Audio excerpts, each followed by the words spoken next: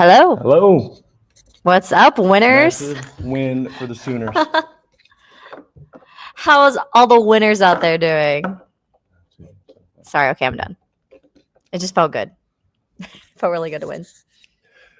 Yeah, that was awesome. I don't know really how else to put it. Just getting situated here. We've had to set up everything a second ago. Hold on, sorry. Get him off to you. Oh, sorry. You want to say something? Sorry. You want to say something? No, definitely exciting. I know that all of us, if you watched our pre-games, we all picked Oklahoma to win. I was right on the 24 points, but Josh was right on the money with his pick. I believe he picked 24-13. So shout out to Josh for being better than everybody and getting that right. For all of you that might be new here, this might be your first post game with us. I am Tierney Smith, and this is my husband, Chad Smith, and we are the Sooner Smiths, and our show is every Monday at 7. And then Josh, his show is every Tuesday at 7. And then there's also a call-in show Thursday at 7. So we hope you join us for those lives as well. And if you're only here for the post games, that's fine too. Hopefully we just have a lot of positive vibes together. So yeah, man, it was a really great day. The weather was phenomenal in Norman. The Michigan fans were great. They were all very kind that we came in contact with, if you will.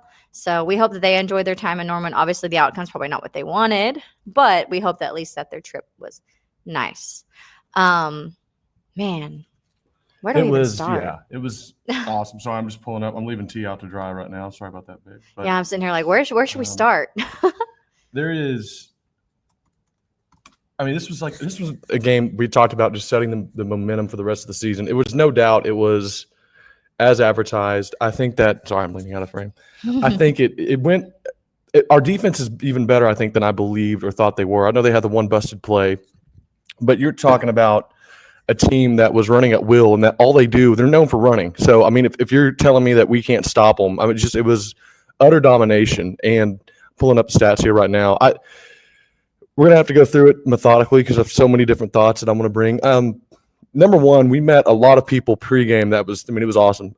New member, Jim Bob Mixon. Thanks, man. Thanks for becoming a member. Hopefully you enjoy it. If you got any questions or any thoughts, we would love to see them. We'd love to hear from them. So, first off, yeah, the refereeing was absolutely atrocious. It was, I mean, it was a Big Ten officiating crew, and you could tell. There were some calls, like I didn't even know you could have a defensive – I mean, I knew you could have defensive holding, but defensive lineman defensive holding was insane. On a run play? On a run play was, I mean, utterly insane. We heard that Gabe Eichert was getting pretty heated on that one for sure. Yeah, Gabe was like, I'm trying to be – Let's think of the other penalties here. Just let's get these out of the way. No offensive pass interference when he's holding the crap out of Cortland Guillory. Did I say that right? Guillory. Darn it. Met his parents, by the way. They are awesome people. Yes. So if you ever see this, pick up a flag. No OPI there. Kanik is clearly out of bounds. The dude has a hold of him and then hip drops. No penalty. Yeah. What else? There were several holding calls back to back after we ran into them and had a roughing the passer, which was that was our mistake. That was dumb. But then 2 back to back holdings that were not called. Just. Good golly. When they got a holding call, y'all should have heard how petty and loud it was in the stadium when they finally got a penalty. It felt so good. Tiffany says, how was the atmosphere? It was loud on TV. It was loud. It was great. I'm honestly surprised to have a voice right now because we got to halftime and I texted my family and said, my voice is already hoarse. Like I don't know if I'm going to make it. It's not, I'm going to be tough tomorrow. Well, so I think for Oklahoma, if you're looking at the positives, we'll go positives first. Why not? You got a bona fide guy at quarterback, someone who will make your heart beat a little too fast at times, the way he plays.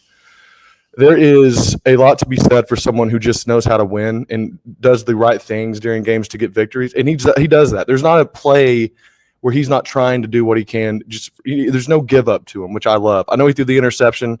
That one did look like it was just a high and right pass. And the way he throws his mechanics, or when he throws that little side arm and he throws off the back foot some and he twists and you see his right leg pop whenever he throws it, that can tend to have a high and right miss. And you saw that there. I was impressed mostly by his knack and it's just ability to play the game. Like, he's just such a gamer, man. He really is. And for people that are, remember the Baker years, it is reminiscent of that. He reminds me more of Manziel because of the way he moves, but there are plays he makes, like the long throw to Satania on the sideline. Sorry. You're good. Satania on the sideline that's a play that someone's just better than your guys that are trying to hit him, and he was a lot of times. He's got we definitely need to develop a run game consistently that doesn't involve him running 19 times. And I think the more he gets comfortable in the offense, you're going to have him be a guy if you're going to go deep. I think in the playoffs and potentially play for a national championship. Can I speak on the run game for a second? Yeah, for sure. I would like to formally apologize to Javonte Barnes. Even though he wasn't out there a ton, we didn't have a lot of run game today. But when he was out there, I was very proud of him. He was running hard, had a lot of big plays, and he was blocking his butt off. So for all the things I said about him last week, he proved me wrong, and I love that. I'm not wrong often, as Chad knows. So I was just very, very happy for him. And, man, he played a great game. And speaking of blocking, Jared Kanik was out for heads out there. Every time that there was a quarterback run play, he was out there ahead of the game just hitting dudes. And, man, of course, former linebacker, but I know that a lot of times people don't get recognition for doing the dirty work like that. You normally get – when you don't do it, you normally get called out on it. But when you do it, nobody acknowledges you. So I just want to acknowledge those two for the blocking that they did tonight. Because honestly, it made a difference for sure. And it was just great. But sorry, I know I interrupted you. But I had to remember I was going to say that. So I needed to go ahead and get that out of the way. Did you mention? Sorry, I was typing out a response. Did you mention Derek Simmons on the blocking? No, I haven't yet. Yeah, you're good. So Derek Simmons, before I'd said last week and on our live show Thursday, if you had heard it, that one of the guys that is going to be a difference maker I believe was Derek Simmons, and he was, if you watch him play. Right tackle, 66, very athletic for his size, gets out of his stance quickly, great use with his hands, and you saw it today. He's a dog too, and I know I love Petty Brent Venables when he is out there because, he was probably our best lineman, most consistent tonight, and he's from Western Carolina, and a guy that a lot of people said, hey, look, he's coming to Oklahoma, he's not going to play. He dominated, and that is a defense for my money will be the most physical in terms of size that we'll face all year. That Parham guy, I'm glad he was out the first half because my goodness, he is good. Mm-hmm. His ability to run in space, the way he caught Blaylock on that little out short of the goal line towards the end of the game.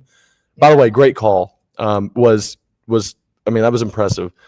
Arbuckle was in his bag tonight. He had some of his creativity and his ability to get movement pre-snap. A lot of times is what it is so effective. Because especially when you're at home and you're not able to get the communication isn't as crisp as it normally is. He was awesome tonight. So, shout out to him. He was why you go out and you get a Ben Arbuckles to win games like this. Why you go out and get John Mateer to win games like this.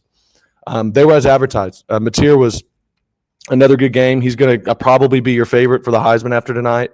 Mostly because a lot of teams lost and other teams just didn't look as good. But you want to go to a couple questions? Yeah, Justin says, thoughts on Fasusi? I was impressed with his first career start as a freshman. Look, you're not going to have tougher guys. When he faces Colin Simmons, because Colin Simmons lines up over the left tackle at Texas, you're going to have dudes like that are going to be probably more difficult because he's quick. He's more quick, but I loved it. He got injured towards the end of the game, but he was solid, man. There's nothing that he did that you thought, oh, that was a true freshman there. Yeah. There's nothing he did that took away. I thought everything he had out there was a value add, and he played really well. I admittedly, when it comes to offensive and defensive line, I'm really bad at separating them as individuals. I just really see them all as a unit. Mm-hmm. So also because all their numbers are big, I always get confused. But offensive line as a unit today is the most proud I've been of an offensive line. And I couldn't even tell you how long. They played their hearts out. They were moving. They were protecting John. Yep. Did they get a sack, a true sack tonight? I think they got one or two. But okay, I had to think about it. About it. I used to see 2 sacks in a series. So, So, man, they really did step up. Again, we were really hard on them last week, even though we know that not everybody was playing, but still could have been better. So I was just really proud of how the offensive line was standing their ground. Yeah. That's the best way I can just put it. They're just standing their ground. So Fasusi, yeah, great. But I just want to give all the guys that are in there doing the dirty work. And what you're excited about is that they are, and this should make a lot of you fans excited, they are legitimately, if the offense can gel, there's not a team that really is, that you could say has a better chance to go all the way than Oklahoma.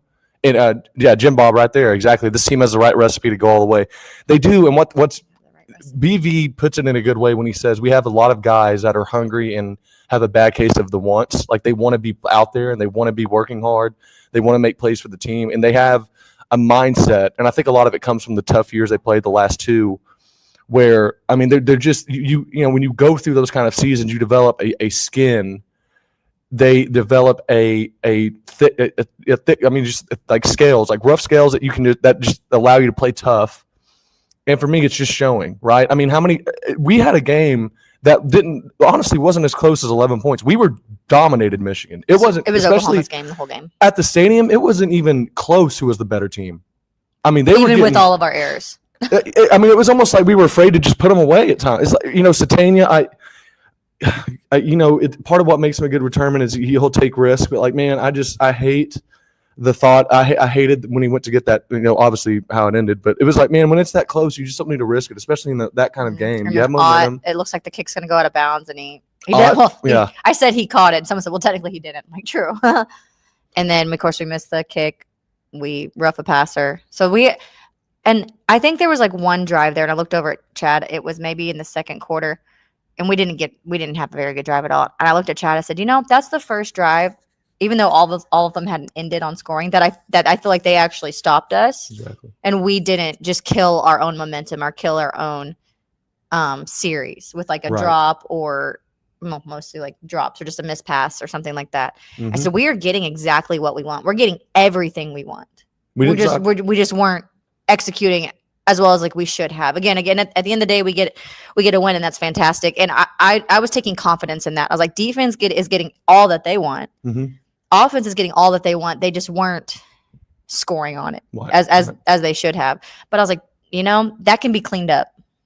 Yeah, so John Mateer, if you just were wondering, goes 21 of 34, so that's 60% passing.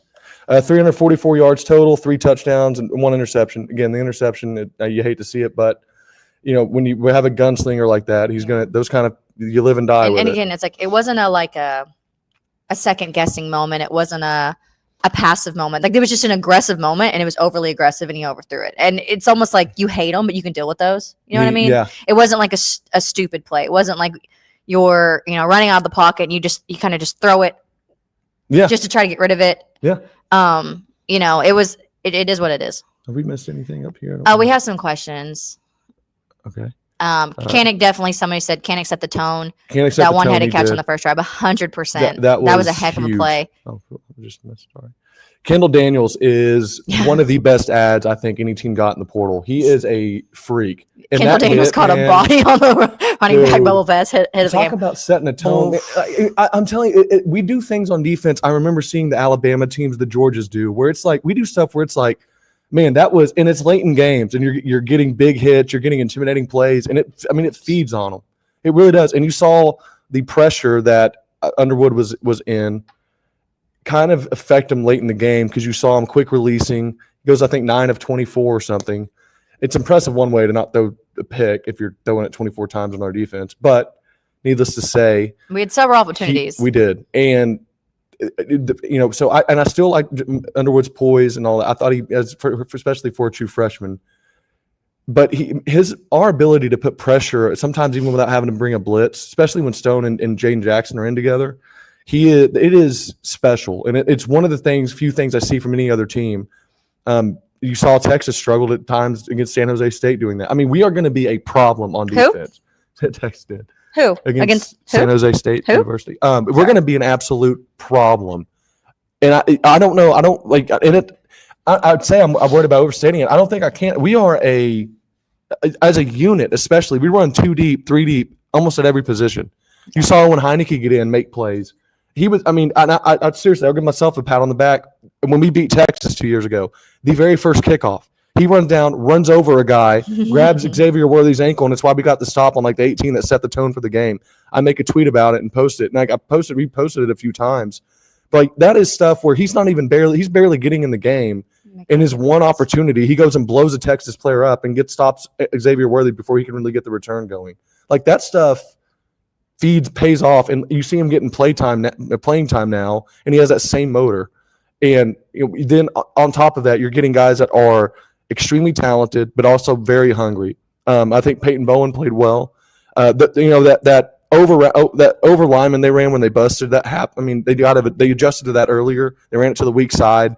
BV knows they tend to run to the weak side. I think they just got excited. They saw it go right, and the cutback was right there.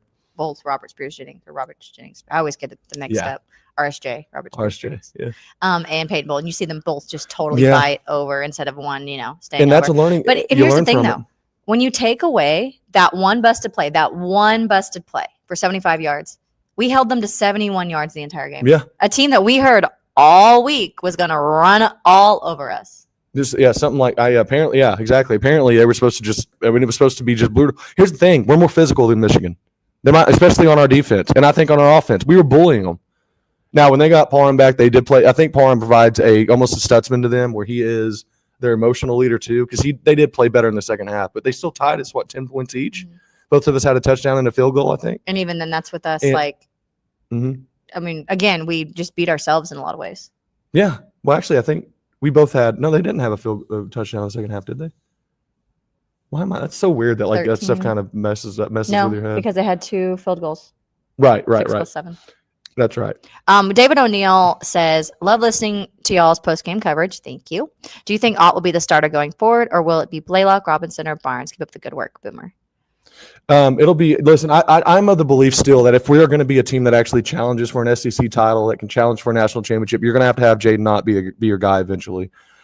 He's too talented. He's too physical. I still think he's dealing with a little bit of just getting back in the groove from missing most of practice. And whenever you're dealing, especially with running, it's a lot of timing with the offensive line. And I don't know if he's had enough of that in practice yet. He's just too talented to not be your guy. Blaylock is awesome. Blaylock is also one hit away from us going back to just having Barnes. Robinson is Xavier. I don't know. He seems fine when he's going through I know that he got dinged up in camp. And they might be trying to redshirt him too. I don't know, because you're supposed to redshirt him last year. Yeah. So maybe he's going to try to take it this year too. But with here's the thing, Barnes showed you more tonight too. I was very Barnes showed you more. Barnes had the highest yards per carry. I know that's going to be weird for a lot of. He had 4 yards per carry. No, he was a difference maker. It wasn't stagnant like it was last week when he was in. He made plays, and I already mentioned his blocking. He and Kanik really impressed me with their blocking because, I'm not going to repeat myself. It's fine. Sorry. But no, you got. The receivers were awesome. But you had Deion Burks caught 7 passes for 101 yards. I don't know what he did in the second half. If most of those came from, I think all those came from the first half, and a touchdown. Kanik had 5 catches for 69. And that first drive catch he had was massive. I mean, it just set the tone for the entire game. And then I think I was most proud of the team about, even though it ended in a field goal, and I'm sure most OU fans feel the same, when you had to have a drive to bleed clock. I mean, you run 8.5 minutes off on a 16-play drive. You face multiple third downs. Take it down past the 2 minute. And exactly. And that's where Mateer and those guys, you talk about earning respect for not only for yourself, not only from the national media, but from your team. More importantly, when you can run it 19 times and they hear you get hit and you're popping back up. I mean, you do start saying this dude's a dog, man. We got a guy that's not afraid at quarterback. Also, too, if we had one complaint about that drive is we were still snapping it with 10 seconds left. Could have waited a little bit longer because, would have wasted even more clock. But neither here nor there. It was a fantastic, fantastic drive. And I mean, the longer it kept going, I was everybody in our group was wow, this is happening. This is fantastic. This is exactly what you needed, essentially. Just some quick comments. Corrections 101 said Michigan got bullied bad, 100%. Yep. We did. And he also followed up with saying Barnes had a great game. And then we have people hate on Barnes, but he has great pass protection and a bruiser. He also stayed loyal to OU all these years. No, and we agree. And it's not that we hate on him necessarily. Last week, I'm sorry, to me, it was justified. We said he's great in the pass protection, but he wasn't giving us anything running. And he didn't. And that's just the truth. This week, he proved us all wrong. He still stayed true to his pass protection blocking. Fantastic. Yes, he's loyal. We love the guys that are loyal to Oklahoma, which is why I think I even said it last week. I want him to be successful. Mm-hmm. I do want that for him, but last week it wasn't his week. And we weren't the only ones to say that, but this week it was his week. And, tip of the hat to him. He made a difference. He was a difference maker for sure. I'm trying to think of the time my dad and I can't wait to hear his thoughts on the game too. My dad and I were watching. Marvin Jones Jr. had him a game that left on right edge. He was fantastic, especially keeping run gap integrity and making sure that he wasn't overplaying whenever he's on the backside. He had a couple times where, he blew up Justice Haynes. Or actually, that was, I think, Omasigo. Omasigo one time came through again, another good game, but just blew up Haynes and got the sack with Jaden Jackson, I believe. I mean, those are the kind of plays where, they're just intimidating plays to make. And they do get, I think, over a while, especially for a young quarterback that isn't as experienced, especially in a hostile environment like Oklahoma, it affects them. I mean, I think it's pretty clear that it did. So, what do you think? I guess, guys, what do you think will be ranked in terms of like tomorrow in the AP poll or whenever it comes out? Because you had a lot of teams that were ranked high lose tonight. I honestly think you got to give us 10. Right, it's a big jump, but we handled business today. Well, you had, and here's the thing. I was telling Chad this too. Texas loses to Ohio State, and all you keep hearing is, "Oh, these are still two really great teams. Da da da da da da. We're still going to rank them both high. Blah blah blah. Fine, whatever." I said, "What's going to happen is OU is going to beat Michigan, and we're not going to get the same respect. It's going to be, oh well, Bryce Underwood, a freshman. Well, maybe Michigan's just not as good as we thought." I just feel like that's just what's going to happen, which is just going to tick me off. Because did you not see that defense? That defense. They have a fantastic defense, and their offense is talented. We were just better. Our defense was just better than their offense. And vice versa. Our offense was better than their defense. Like, we were just a better team all around, but they're good, and they're going to win a lot of games this year. Oh, yeah. I'm assuming. They'll win 10, probably 10 plus. Yeah. I mean, but regardless, I think you got to get us 10. We're going to be jumping 8 spots, but I would say 10. I mean, if you give us 12, okay, fine. Well, I just don't know. Look, the number 12 team loses. The number 11 team, they beat Duke. But then you had Clemson barely beat Troy. But you had Florida lose. They were number 11. I mean, we beat number 14. So 11, 12, 14. And then you beat them. Man, and if it's supposed to be Arizona State. Did you already say that? Yeah. 12. Yeah. And then Illinois almost lost. I mean, we're going to be pretty high. But, Alabama came back on UL Monroe. Hey, if y'all are on YouTube, by the way, throw a quick like on if you can, and just a comment down in the actual comments. It helps with the video spread. It just helps us out. We're going to give you 3 seconds to go ahead and like the video. Yeah. 3, if you're on, 2, 1. Comment your MVP because we have to come out with one of those, and we're kind of curious. I think you got to go with Mateer just because of the way he ran the ball 19 times. My MVP 20 times is tough. It's just the defense, and I know that might be a cop out. I don't care. No, it's a cop out. No, it's not. But they were so good. And here's the thing: I wish I could pick one defensive player. Maybe Cortland, because I liked his tenacity the whole game. I loved Kendall Daniels' hit. Like, I'm saying though, like, defensively, there was so many big plays and big moments, and they were so clean, except for that one busted play that it's hard for me to choose any one person. Ryan Clark speaking. You just mentioned it 2 hours. This is when he was playing, but Ryan Clark says Cortland Guillory is an absolute monster at corner for Oklahoma. Young freshman has been glued to the Wolverines the entire night. I love it, man. I love it. The silence is deafening. That's fantastic. Sorry. I thought you meant the silence between us. I was like, I thought you were going to keep going. No, you're good. No, I don't know. I was just very impressed with the defense. Again, one busted play, and without that play, they hold Michigan to 71 rushing yards. That's insane. And again, like, they were put in 3 horrible positions, held them to a field goal, one of which they missed. Yep. Like, it just, they just amazing. Like, they were so good. And here's the thing. I love the fact that I love watching defense because for a majority of my fandom in Oklahoma, I've hated it. I've hated watching defense. So it's actually nice when they come out, how like loud and excited I get. Cause I just know they're like, it's not just, oh gosh, I really hope they could just get one stop. You know what I mean? Like, I feel confident in them. So it just, man, amazing. There are, Joe Klatt just tweeted out his top 10. We're number 10 now for the first time we made it on his top 10, thankfully. I mean, cool. He has Ohio State one. That's fine. LSU's going to be a tough one at the end of the year. But, man, true freshman Michael Fasusi said he had if you're wondering about Michael Fasusi, he limped off. He said he's fine. It's just some end of the game limping. He said he'll be good to go. So that's encouraging. I'm curious to see what the roster looks like in terms of the Temple game because I think you're going to get some guys that may be banged up that could play next week but aren't because of, kind of make it like a bye week. In a way. For sure, especially for the guys that are maybe and injured. also because we do kind of get lucky with the beginning of our schedule. We have Temple, Auburn, Kent State, Texas. So in a way, we get some time to heal, if you will. But then it's just a gauntlet following Texas. It's just it's gonna be tough. So like like you said, if you can rest these guys now, get them healthy and perfect. There is a Gentry Williams went off. I want to see an update on him. If anyone's heard it in terms of reporting, I would like to mention it in the chat. But I know that he went off with a shoulder. I don't know if it's shoulder or anything, but went into the tent and then never came back into the game. So I don't know if it was just precautionary or what it is. But man, I need to know from somebody. I know that he had a really big hit where he used his shoulder. I remember thinking oh, I hope that didn't hurt him.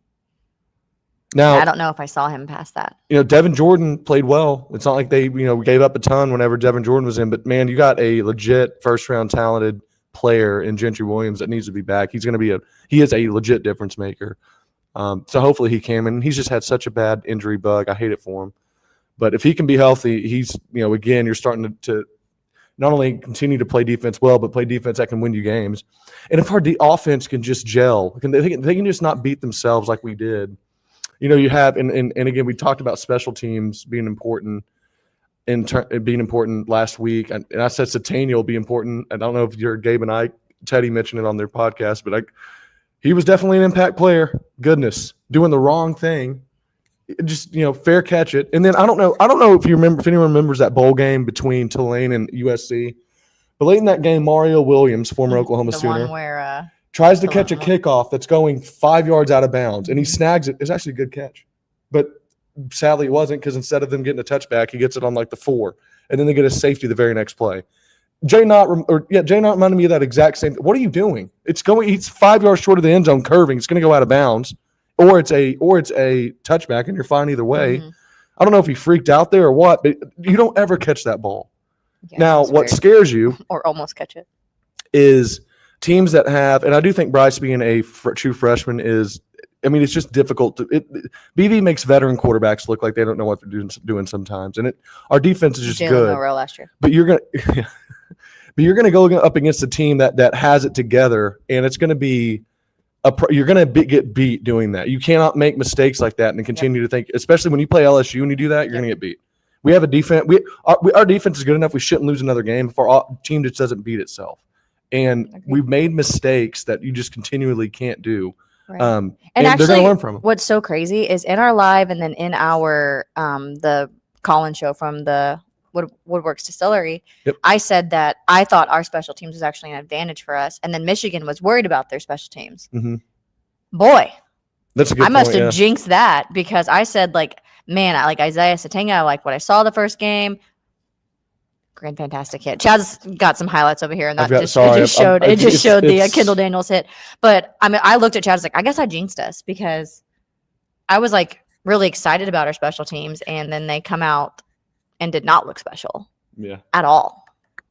But we have a super chat here from Jim Bob Mixon. He says, "This is my first time joining y'all's live. Boomer Sooner from Idabel, Oklahoma. Thank you for joining." And thank you for the super chat. It means a lot to us. We hope that you enjoy it, and we hope that this is not your last time either. Hey, thanks, Jim. Appreciate it, man. Jim Bob Mixon. Also, can I just – this is just a – Go ahead. This is really not related to the game, okay? But it's related to the atmosphere. When they do this Simba cam where you're supposed to hold up, cute children, little babies, show those things. I don't need to see the frat boys. I don't need to see the – beers held up in the air. Don't want to see the random stuffed animals that are somehow there. Show the babies. Everybody wants, every time that there's a baby on the screen, the crowd goes crazy or it says, "Oh, come on." That's what that cam is made for. Gosh, yeah. We had two adorable babies. Babies should have been in a magazine. I'm talking cute babies. That did not get on the screen, but you showed somebody holding up a stuffed penguin. Come on now. Read the room. I'm going to post this too. I don't want to see sorority girls whenever we're doing the burger deal, like you're saying. That's what I'm saying. As I'm saying, frat guys, sorority girls holding up no, show the babies. You show the student section all other times of the game. Yeah. The dance cam, the flex cam, all that stuff. Show the babies. Yeah, here's the thing. Yeah. We want to see the babies because, again, 2 adorable ones. Adorable ones. And here's the thing. What does BV talk about? Process. If you're going to do this, Do you it need right. spotters. I need people, binoculars out, pointing out babies. And like our whole section was like pointing like towards the babies because they were adorable. But I'm going to post about that because it's just what it should be. I'm sorry. Like, and then you see like other random adults in the fans holding up adults. I'm like, no, it's not about you right now. That's just my spill, guys. I hope you agree with me. Because every season it ticks me off when they do the Simba cam for the kids and you show like one baby and maybe like 2 7 to 8 year olds. Like, it's for them and it's adorable, especially when you hold up the cute little OU fans. Come on, guys. It is I digress. Encouraging. Oh, someone mentioned, someone said, I wonder if Chris Phillips enjoyed his time in Norman at the game. Hopefully SEC media will start to talk positive about us. Well, Chris. So Chris was at our live show Thursday, and we got to see him at a couple at the tailgate before the game we were at. He loved it. I can probably answer for him. I'll ask him for sure. But he did make a tweet that said that it was playoff type vibes in Oklahoma. He said it was incredible. And he's obviously the SEC Unfiltered. Go give him a follow over there, or that platform a follow. They're doing some really cool things SEC wise, and Oklahoma needs to integrate themselves in those kind of platforms because we're new to the conference, and absolutely, for us to be in there and show them how much we have support for our team, it does help. I mean, it just does. Yeah, and he's also going to Red River this year, so he's excited about that. Yeah, I also want to mention how big this is going to be for recruiting. It was an amazing for anyone that didn't go to the game. It was awesome. Yeah, from pregame to the very last play of the game. Yeah, it was full. It was loud. They, the fans, they're still got to figure out the fourth quarter thing, but the fans deal is great. And Oklahoma, I think, had over 75 recruits, multiple, I think over 10 5-stars. One of them is the lineman that just committed to Texas Tech. His name right now is escaping me, but he was here in an OU polo. And Texas Tech, I think, the reason why under the table, but the reason why when you commit there, they can start, I think, paying you is what they do through their NIL. But I still think Cooper Hackett, I believe is his name. I still think he's from Oklahoma. He's like I think number 1 tackle in the country. Cooper Hackett. Hackett. He's from a small town in Oklahoma too, weirdly enough. But I think he's going to end up at Oklahoma. I don't think he's going to go to Texas Tech. He committed there for a reason that a lot of people kind of know of, but it's kind of not mentioned. But I think it's the money thing. But other than that, you're looking at a tie. I think you're going to see multiple commitments out of this game and out of everyone that was here. Because think about you have a win like that, he's going to go talk to the team, he's going to go talk to the media, and then he's going to go to the recruiting room and he's going to say, look, who doesn't want to be a part of what you saw tonight? And not only that, Oklahoma, what I think is scary too for a lot of people is Oklahoma's still young. Like, they have a lot of guys that can come back next year. Think about how many true freshmen, true sophomores, David Stone, Jaden Jackson can come back. You got guys on the edge that are going to be able to come back next year. They have a lot of people that are going to return and be very, very good next year. And so if you're a young a baller, game or true freshman, you can come back and play for a team that's going to be really good. I do think I want to see how they play in Temple. Not that I don't think they won't win by a lot. Obviously they should. But can they go out with what killers do and put them out? Yeah. Like you saw Florida State. You don't want to do like today. A lull. Because kind of like Georgia against Austin P. Yeah, like Georgia barely beats them. Or like what you saw with Florida today. Yeah. I mean, you can't – not that I think Temple has the players, but any Division I team really, maybe not. But he's just saying regardless, we don't want to come out flat. Think about OU Texas couple years ago when we come back and barely beat UCF. We beat them by 1. Like we have the deal where we're lost to Kansas. Yeah. We sometimes as a program have a problem where we kind of fall flat the next game after a big win. Which we get it. There's like a big win hangover, but pros, man. If you're getting paid and you're technically a professional at this point, like you got to be ready. Yes. Regardless, it doesn't matter who's on the front of that jersey. It does not matter. You come out as if every game is the national championship game, and hopefully this year's different. I know, like we've mentioned, that's been a problem with OU in the past, but hopefully these kids can continue to show that want and that desire, regardless of who it is that they're playing. Yeah. Look, Chad, you had a comment up there. Do you want to read what it was? Where? Oh, I thought you had a comment set there from someone. I think somebody said basically the two turnovers. Losing 2 turnovers and still won by 9, covering the spread. By the way, Chris, speaking of Chris Phillips, I told him that OU would cover and to place a bet if he's going to on them, and he did. if this team stays healthy, Dell Newberry says we can go for on the last drive. The D line looked good. The O line looked good. Overall, I feel good. Mateer's legit. He is, and you're gonna hear a lot of people say, "Yeah, but look, he had to run 19 times. You had to do X, Y, and Z." Look, winners win. There's one of the greatest things I ever learned from one of my first bosses when I was just like 8 years ago. Winners win. They do, and Mateer is a guy who I think his teammates look at him and he's an elevator. I don't know, like you look at other quarterbacks, I don't think Arch Manning's an elevator, at least not right now. I don't think the team looks at him and says, I think we can win with that guy and at that position. We also think he might be injured, but that's I think he is injured. He has a shoulder injury. By the way, I don't know if I can say this, but I'll probably never meet him again. So we are at a tailgate, and I'll tell you all a fun story here. Pretty cool. We're at a tailgate, and we're there with a bunch of people. Connor Stallions, the Connor Stallion shows up from Michigan, the guy that went famous for stealing signs. We get a picture with him, talk to him. I meet the CEO of Quarterback University, who does a lot of college quarterback coaching. He teaches them technique. He's Bryce Underwood's quarterback coach. So we're there for a couple hours or something. He taps me on the back or he finds me and says, "Hey, do you know where this is?" He talked to my friend Josh Duncan, who was there, and Josh is like, "I don't know. Chad would know." So he comes to me. I'm like, "Yeah, it's just down this way. It's a 10-minute walk." And then he goes, "Well, Bryce Underwood's parents want to come and meet Connor and meet up with us, and then we're going to go to the game. Can you walk me down there?" And I was like, "Cool, yeah." And so I got to meet Bryce Underwood's parents, and I talked to him for like 20 minutes. It was really neat. As we walked back up, I walked him right by Heisman part. Let him see all the statues. His parents are unbelievably good people. Like, you see why he is so poised and mature.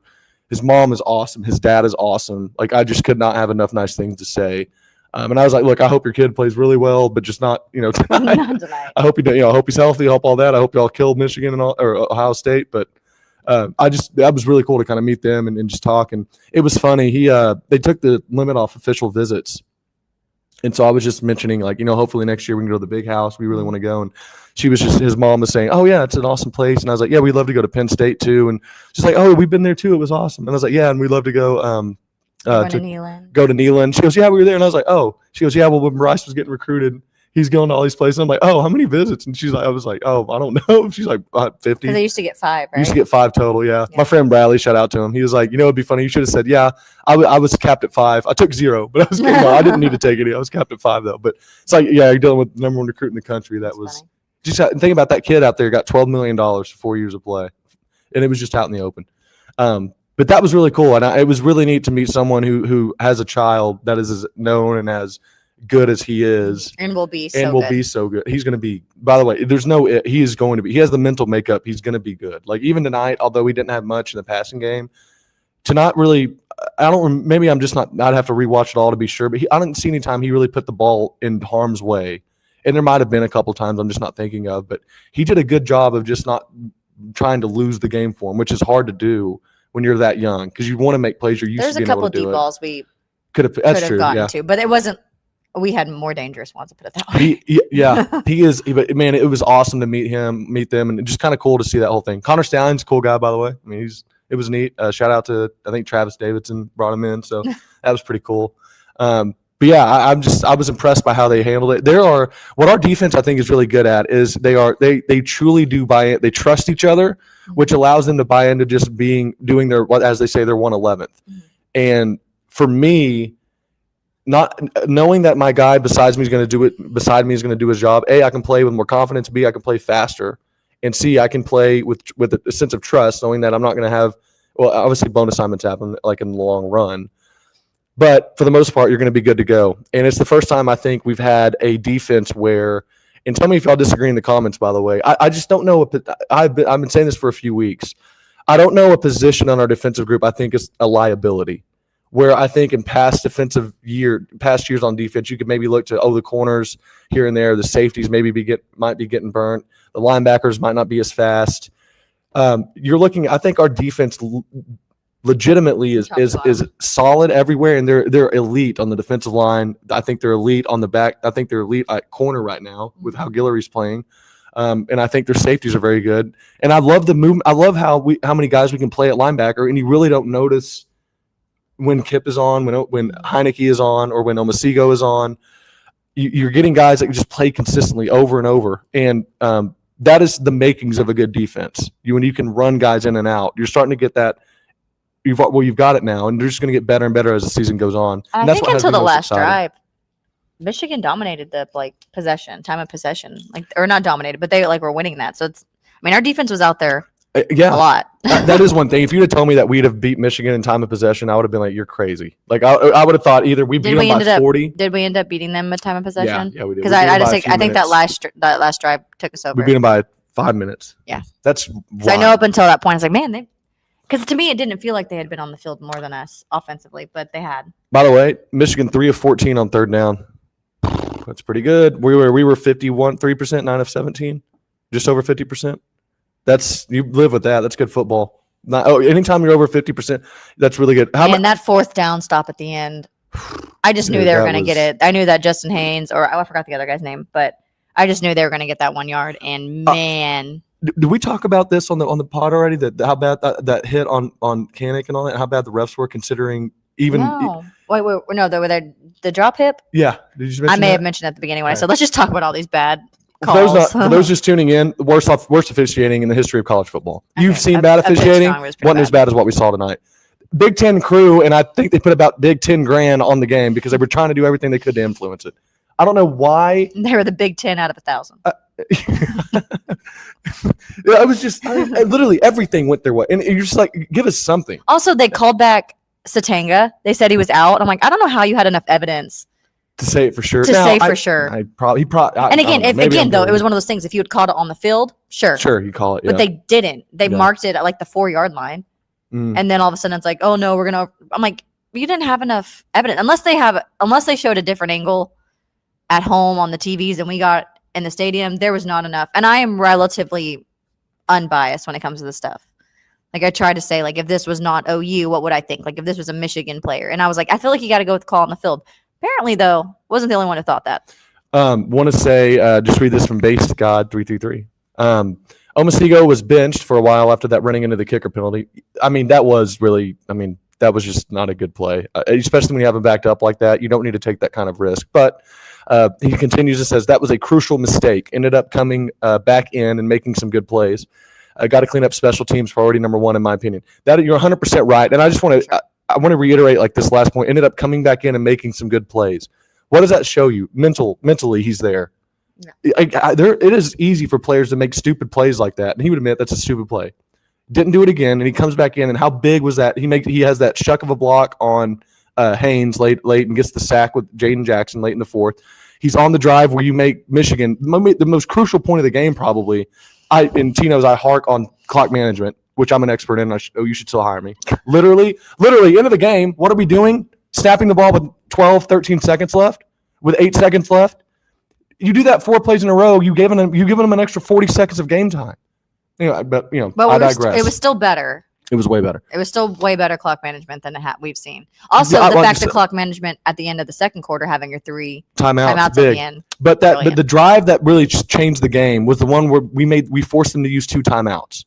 You make them burn 2 timeouts quick, and that really was almost the nail in the coffin, especially once they didn't score. But I was so encouraged by the fans doing that, but also when your defense is doing and causing confusion and such that you are making other teams waste timeouts that are crucial in close games, you're doing the right things. That means your timing is right whenever you're doing your adjustments and your gaps in your assignment sound on post snap. Yeah, all of that just goes into teams having to blow timeout. Right. Also, let's just shout out the fans too. We were definitely loud. You answered T's when they were on defense. Yes, guys. Also, this is just a side note too. On the video board, they put Brent Venables, Gabe, and Teddy up there, each saying the fans can impact the game, basically giving the hype for the fans before the first defensive series, if you will. Yep. And I texted Chad and Josh. I'm a little offended that my rant was not included because I think it was brilliant. But no, you could see it. You could see the Michigan people being I don't know, I can't hear it. And man, it was so good. I'm gonna go real quick. I'm curious on. We have a comment here from Clement Akufo. Can't read that. He says, good win tonight. It was needed. Yes, 100%. Yep. The defense was excellent tonight as they were flying to the ball. Yes, and they were on point on our assignments besides a long touchdown and a few busted coverages. Yep. Even then, I really can't name any other busted coverages. Some of the big plays they had, that one guy caught it on RSJ's back. That's just a good play. That's my guy made a play. I can just think of that one. Yeah, and busted long plays run. happen. I was talking to my dad just about that. And it's like, man, they just they played it perfectly the first half. They do that overload set to the right, and they like running the weak side. They like because you're so influenced to want to run where they're overloading because you're outmanned if you don't, and it's just so hard to keep yourself from not doing that. And we got caught, and that's what happened. Justice Hayes, yeah, is a fast man. Like he was burning. He's strong. Yes. You have to get him down because he bounces right off hits. Like he's a good running back and he's gonna be phenomenal. Want to just show out Owen Heineke. Lead the team in tackles with 7. Right. Kip Lewis, Peyton Bowen had 6. Kobe McKenzie, Dominic Williams had 5, and Robert Spears-Jennings had 5. So this is a prime example. I said I can't pick somebody on defense. Kendall Daniels, David Stone. David Stone played a great game, by the way. He is a dog. David Stone is very good. Jared Kanik with 3. What? He is a problem. He does have 3, doesn't he? David Stone is a problem. I was talking to my dad. I was at we were just talking after the game, and when he and Jane Jackson are on the field together, that's probably right now our best front. Did they play together? Yeah, they played at IMG Academy. Yeah, and together. they're like best friends. Yeah, they are cold, and they're only sophomores. They're gonna be here next year. It's beautiful. Love it. It's beautiful. Hopefully. We're so stacked. Please stay. Please, yeah, they're staying. Dude, we are. I'm just encouraged, man. We just have dudes, man, and guys with just a mindset that is. It's like gamers, just ballers, man. They want to.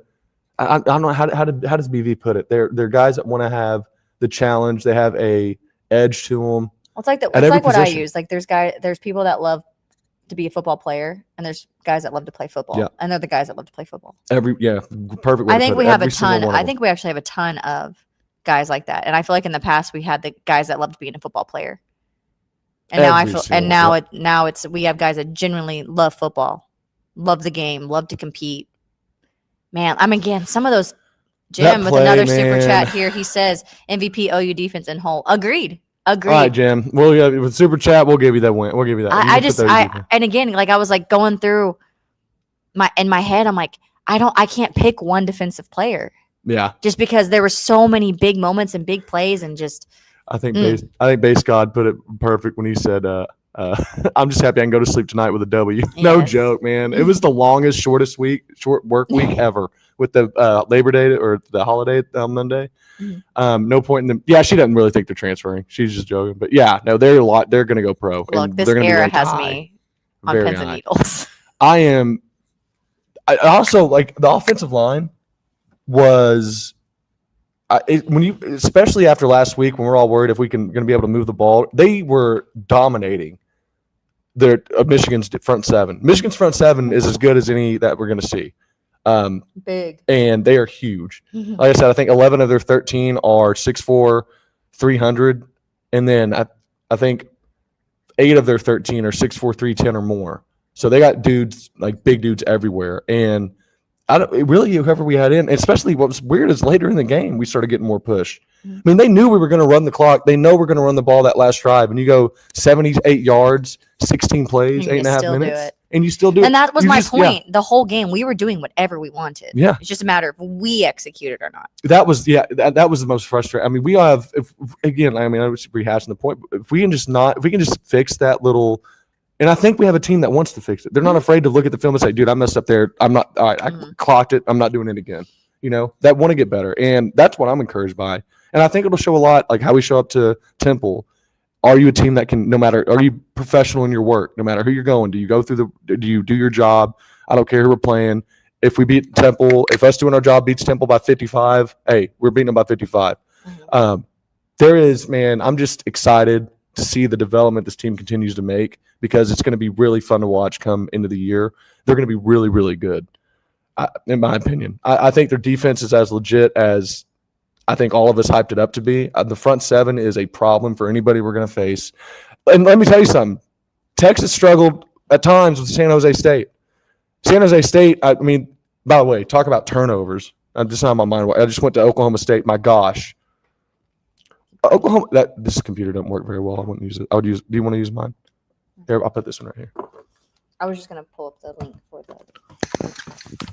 Yeah. Oh, we're going to do what? I was going to pull up the link in my chat. Oh, that's fine. Yeah, I wouldn't worry about Oh, sorry. It just gets like this. Our bad. Yeah, no, you're good. We have two computers here. I'm on our other one that it's just kind of older. Doesn't run as smooth as what the other one. But no, I am. I'm just so over the moon with how they play. The physical, how the physicalness. I guess that's a word. How physical they play is something that is missed from previous seasons. And is something that continues and that can travel anywhere you go. Like when people show up, and the best way I heard this was AJ McCarron. Obviously, Alabama's had their struggles, right?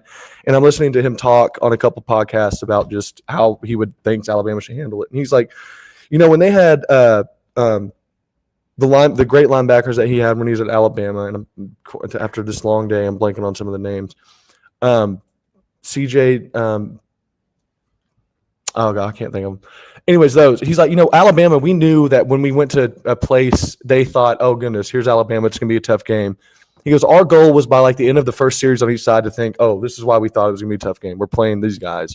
They're better athletes. They're bigger than us. They're faster, and they're mentally strong, and they're mentally more ruthless. They professional in their work. They do their job. They're not trying to do more than they're asked to do in a good way. And they, no matter what happens, like they are going to be physical, and you're going to be hurting. Ibuprofen and ice baths after you play Oklahoma. That needs to be the motto. You play Oklahoma, you better be good on the ibuprofen and ice baths. It's even got alliteration in there for people that, like me. You do. That is the biggest thing I think I can take away from this is that we are as physical as any team I've ever seen us play, and any team that I could compare us to at every level. We're bringing the heat no matter. We're cracking at every position. And I love that. My dad always talks about like in the NFL, you watch corners and they're like hornets. Like they just fly in and like you're getting hit. CJ Mosley. Yeah. CJ Mosley. Yes. Thank you, Clement. That's exactly what I was thinking of. CJ Mosley. And then he had a few others. I mean, it's the Alabama linebackers that, were all legendary back then or when he played. When he won 3 natties, that's crazy. They won 3 natties. But he talked about that. He was like, we had a standard, and it was Julio Jones was his receiver, and he was like, dude, Julio Jones was our best player, and it was like he was the hardest on everybody. Like he did not hardest on himself. He was yelling at people if they didn't they didn't run all the way through, if they're giving up on running, if they're out of line whenever they're going to get team meals, if they don't say thank you whenever they get it. Like he was that's the kind of leader he was. And then you put on top of that, he's a Hall of Fame football player. That's like the most talented dude in the world. He goes, it was just, and you have that kind of leadership from the top.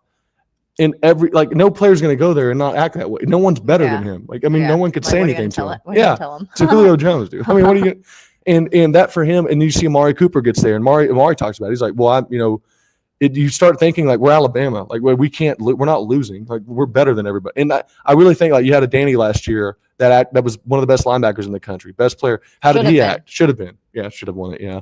But how did he act? Every day was you show up to work, you do your job. And now you see that bleed down to everyone that's here this year. And it's continuing. Like the young guys now are seeing every day they come in, it's, Peyton Bowman's doing his work. R. Mason Thomas is showing up and doing work. R. Mason Thomas, Miguel Chavis had a great interview pregame, talked about when they were deciding to come back. And R. Mason said, well, Coach, do you think I'm ready for the league? Like, look, if you go, you're going to get drafted, obviously. He goes, but if you come back, there's a few things that, don't come back if you think I'm not going to coach you because you need to be better in the run game. You need to be better doing X. He's like, I'm not going to say on our show what we worked on because I don't want people thinking, I don't give you that. So we're going to make you better in the run game. He goes, and R. Mason before fall camp came to me. We were doing our one-on-one meetings. He goes, Coach, you got to promise me one thing, though. You're going to yell at me like I'm a freshman because I need everyone here to see you coach me hard. He's like, you got kids like that now that are that talented and they're leaders on our team that are wanting to be coached and yelled at and wanting to be coached hard. And I mean, when you're another guy, how are you going to see R. Mason Thomas be coached like that and you think you're above it?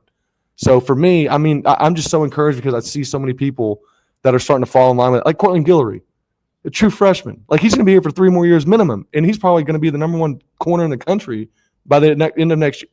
There aren't going to be guys coming on our team that think they're above getting yelled at by our corners coaches or our defensive coaches. So that part of it to me is why I'm encouraged because it's going to continue this year and just bleed over to seasons to come. And I think the thing I come off most from this game is Oklahoma answered the call in a game in which they should win, but a game that they could let get away from them if they didn't show up and perform. Yeah. And that for me is massive. Which they still could have. Yeah. The Mhm. game that they won by 2 scores, that they should have won by 3-4 scores. Yep. They didn't shoot themselves in the foot. But again, Sorry, this dude's on fire. We aren't Bam. I haven't seen any painted nails. Ryan Williams, by the way, I don't know if you saw my tweet. Hadn't had a 100-yard game since the Georgia game when he went viral. somebody made the comment, basically making fun of him since she turned 18. It was like just mid. I forgot what it was. It was just funny. Hasn't had a game above 53 yards in 7 straight. That's crazy. Yeah. I mean, He but didn't teams play figure it today, out though too, you know?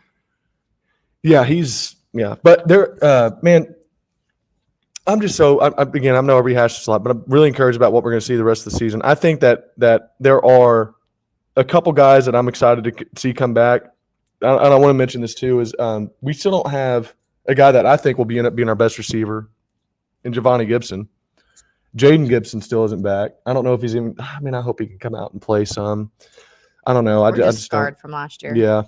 But Giovanni Gibson, man, he looks like, you talk about a dude that looks good, that dude looks like first team all off the bus or whatever. But David O'Neill asks, how confident are the two of y'all in Oklahoma will shut down Jackson? How confident are two of y'all in how confident are the two that we'll shut down Jackson Arnold? Norman?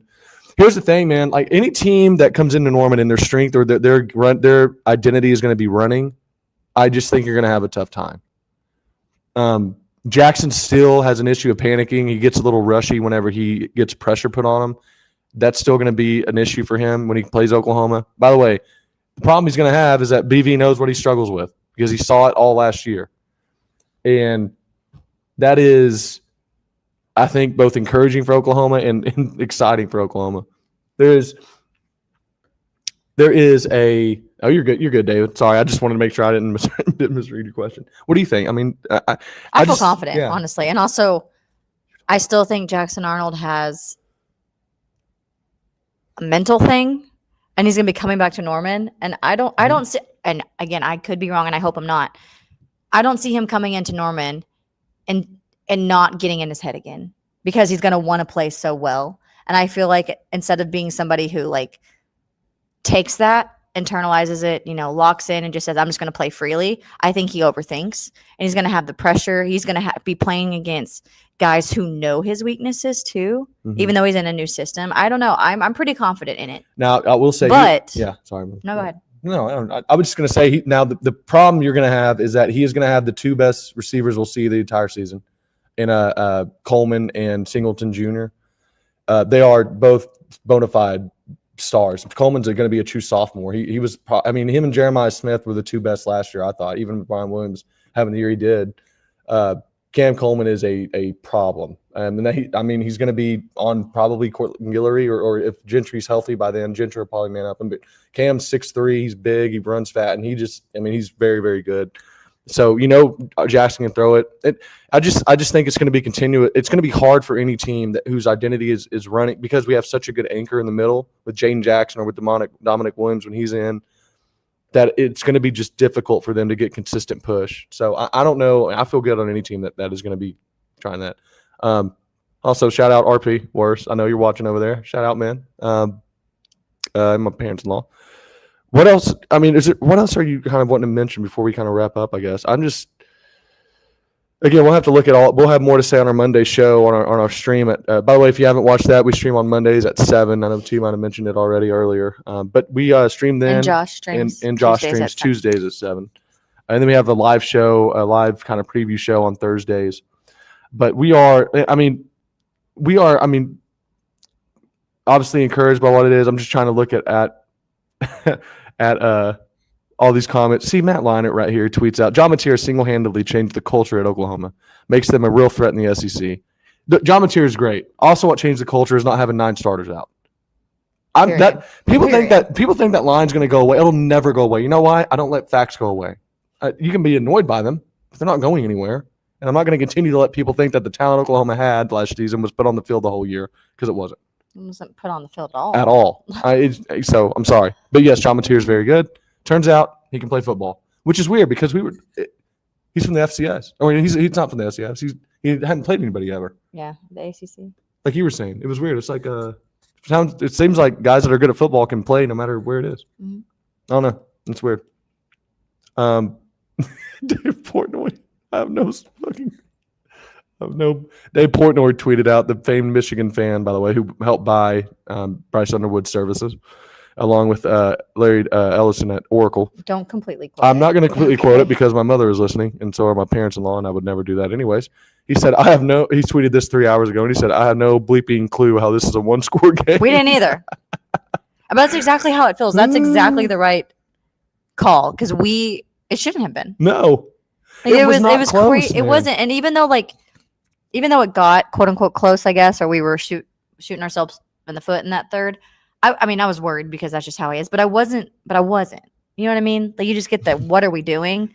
Yeah. But I don't know. I just felt so confident in our defense. I'm like, yeah. They're gonna have to score on us, and I don't know. I felt good. I felt pretty good the whole game. Yeah. Let's clip here real quick. A good win by the team in BV, says Castor Troy Boy. Oh, I recognize. Yeah, thanks. I'm curious to see how the guys play when they are down on the road, say Ole Miss, Tennessee, when they are down on the road. Ole Miss, Tennessee. Michigan was limited by their offense. They were. All of those are going to be different because they're all, I think the encouraging thing is they're all replacing quarterbacks. By the way, I think UCLA got killed again this week, didn't they? They were down like 23-0 at one point. Man, it is a well, specifically for Ole Miss. I don't know that they lost a ton from last year, and their defense definitely not as good as they were. They had some dudes last year, and Walter Nolan up front, and a couple other guys that they had, which I'm not going to. UCLA lost. UCLA lost to UNLV 23-30. Touchdown. Dude, Nico Iamaleava. I hope the money was worth it, my man. Goodness gracious. But any team that is coming, Oklahoma should be favored, I think, and mostly LSU will be a tough game, but they're coming to Norman. Game day will probably be at that one. And I think that, sorry, I'm reading some of these chats as they come in. Someone asked, how do you subscribe to the channel, like become a member and get your name? She's finding the step-by-step, she can tell you. Tennessee, they beat East Tennessee State by 72-17, which they should. I mean, my goodness. But, there are –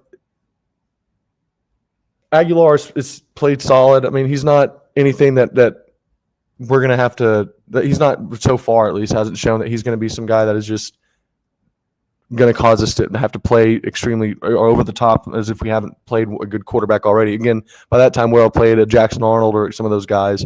An Arch at Texas, who still apparently is going to be a first-round overall pick. And I'm never going to let that beef go because it was ridiculous. But I'll say this: I don't know. I have to look into how those teams whenever they come up and how they're playing at that time. But I think both those games, Oklahoma should win, even though it's at Tennessee. Tennessee again, you lose a guy, you lose several defensive linemen from last year. You lose. God, who was the end that they had that was just awesome? He was drafted in the first round. This is going to bother me now. Shoot. Junior. Anyways, it doesn't matter. But they lost him. So they replaced a lot on their defense. What encouraged me so much about Oklahoma's season this year was that they had a lot of guys coming back on both sides of the ball. You had a lot of guys, obviously, on the offensive line coming back. I think it was James Jones or something like that. Junior that was playing for them last year. He's in the league now. Oklahoma's got dudes, man. They got them everywhere. There was a comment on Twitter that said Mateer is going to from Texas Homer. So I wonder if he's a Texas fan. Said that Mateer is going to be a handful in Dallas. That play style is a pain. Yes, I know Michigan isn't good. So here we go. Michigan isn't good, but still still that's a tough style to defend. Michigan is a good team. They got beat by a better team. Oklahoma is a good team. Now, Michigan, I don't know. They might be limited some by what they're doing with the true freshman at quarterback. But I just don't see much of what more they could have done, even though Bryce missed a couple reads. He missed that rail shot late that was open, but he missed that stuff he's not going to miss in the future. But, man, people are underestimating just how good we are defensively, people that aren't watching the game, and then they're all going to be surprised when they have to see it and face it real life. They're still stuck in the Lincoln Riley defensive days. You even listen to national media, and it's like they're an air raid offense. Arbuckle wants to run the ball. That's what he's built his foundation on, is running the ball. And it is, I think, shows up whenever you look at what he's doing and what he's doing on offense. And I'll say this: Arbuckle does the one thing that all good coordinators do. They they put plays in that are to the strength of the offense. He knows that Mateer's a runner. He knows that the line can get movement, and you saw him do it consistently. What did he do? A perfect play call on the screen pass to Javonte Barnes late. He knows that they're bringing 7-8 guys. We just hit 1,000 viewers, by the way. Thank y'all, everyone watching. That's pretty awesome. Most we've had, so that's awesome. But we just had the perfect play call late in the game on that. He knows he's bringing 7 guys, 8 guys, and he gets 20 yards on that one play. Arbuckle was in his bag, man. That might be my MVP, maybe even. Just the way he called the game was just. Can I say I called it though? There's already going to be people saying Michigan's just not that good. It's like, okay, well, I didn't think Ohio State was that good last week. Okay. By the way, all the Michigan fans were awesome, man. Everyone we met was fantastic. I could not have better things to say about all those people. Jim said, "I'll be sure to be back." Boomer, good night. Good night, Jim. We're going to be signing off here in a little bit too, since it's almost 1 a.m. But thank you for the 1,000 people who have eyes on us that are still awake. Jaron Canick's in his interview, and he has the X-Man claw Wolverine blades He's funny in his hands right now. Also, can we talk about they just renamed the kids cam to the burger cam? Like, there was literally Jaron holding up burger, and then like when they would show people, they would like pop them up. I'm here for it. I love dogs. Yeah. So it was fantastic. By the way, I thought it was cool. So BV got lifted up on the player's shoulders, and there was in his post-game interview or post-game conference, he said, "Look, I don't really like it. I was embarrassed, but hey, you got to celebrate wins because you only get 12 times to do this a year, and we work really hard.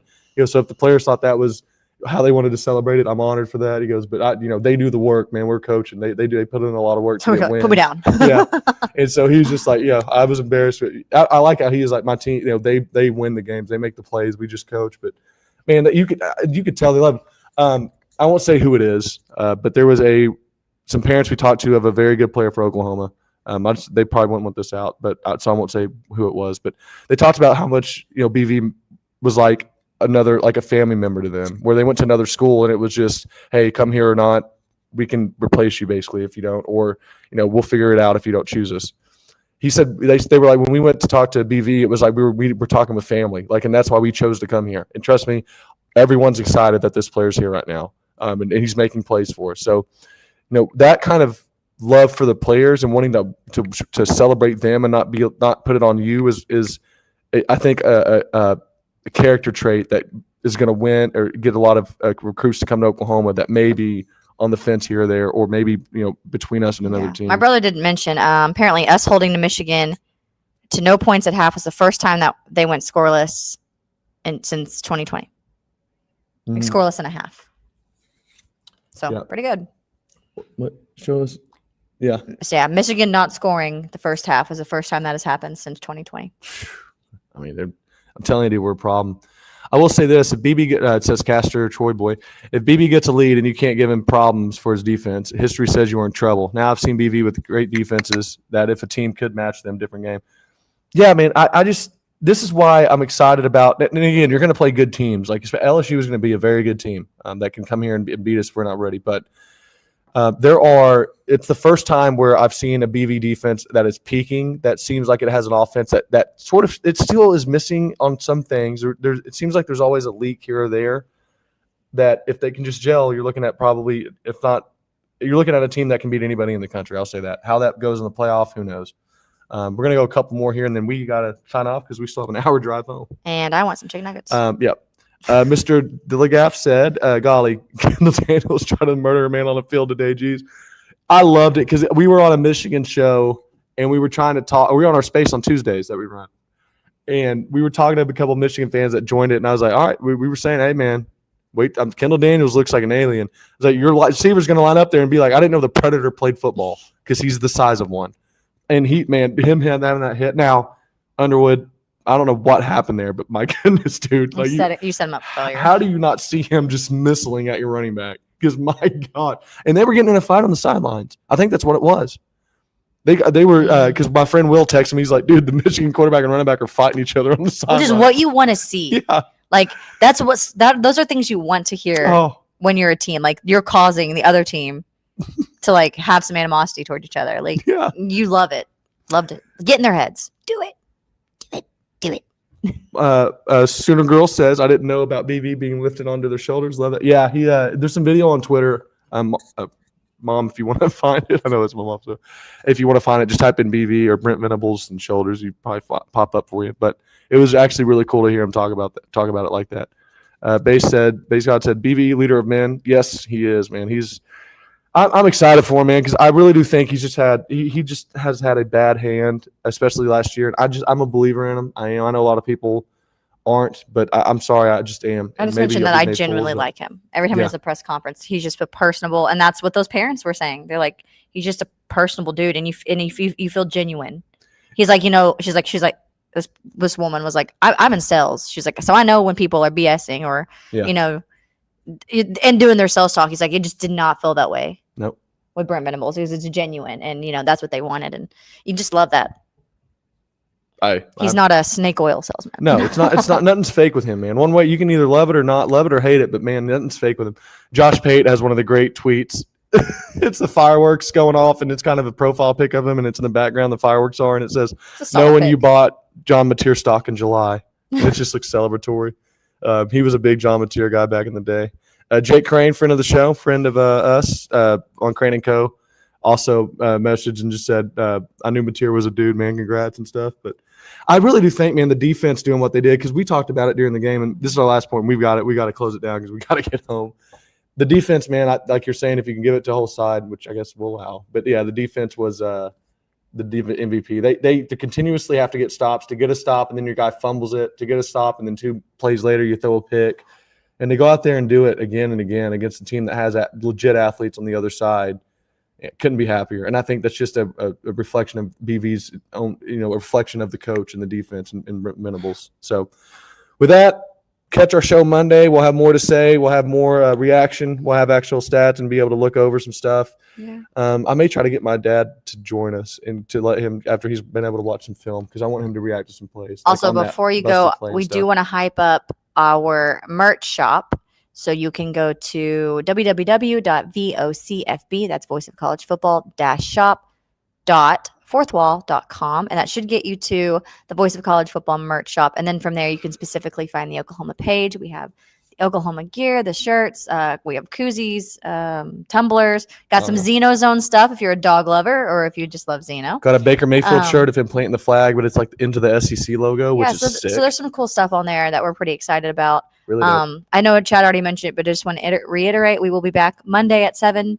Josh will be here Tuesday at 7, and then there will be a preview / call-in show Thursday at 7. So we hope you can join us for our other shows, because we do try to work pretty hard and make it an entertaining and relatable experience for you guys. So we do hope you come back. We also enjoy the community. We love your comments as well. So we have a fun time doing it, though. We do.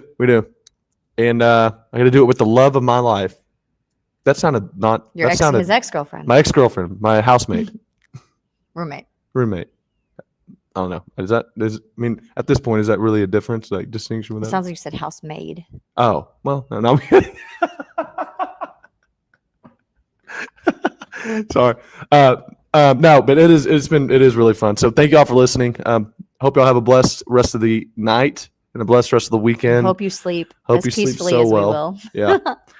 You guys rock. Well, like we always say, we really do genuinely appreciate y'all taking time listening to us talk about how we saw the game and feel about it. It means a ton. Man, the biggest thing, Oklahoma won. They're 2-0. Heck yeah. On to the next. Got a lot that we wanted to do this year, and going 2-0 is not the end all be all for us. We know that. So hopefully they can continue to win. It's weird just thinking that a sport has so much to do with our happiness, but it does, and I hate it, but love it. You guys rock. We'll be here Monday, 7 o'clock. Good to see you. 7 o'clock Central. Until then, man, God bless y'all, and Boomer Sooner. Boomer. College football is even more exciting when you've got some action on the line, and the games are even better when you're cashing in. And the Voice of College Football is the place to be to get the greatest value. Start with my picks. 75% against the money line, 58% against the spread, and I've got a 40-plus year track record. 11-0 in the college football playoff for me last year against the money line, 8-3 against the spread. And I'm just the warm-up act. Steve Merrill of Wager Talk is our ace in the hole, show stopper. 7 years with the voice of college football, over 30 years in the industry. Steve gives us analysis on all the big games, but you can't miss Steve's weekly under-the-radar pick. 28-12 against the spread the last 3 years. You also get picks from some of our top analysts here at the Voice of College Football, including Corey Bratta, Matt Zemek, and Steve Dace.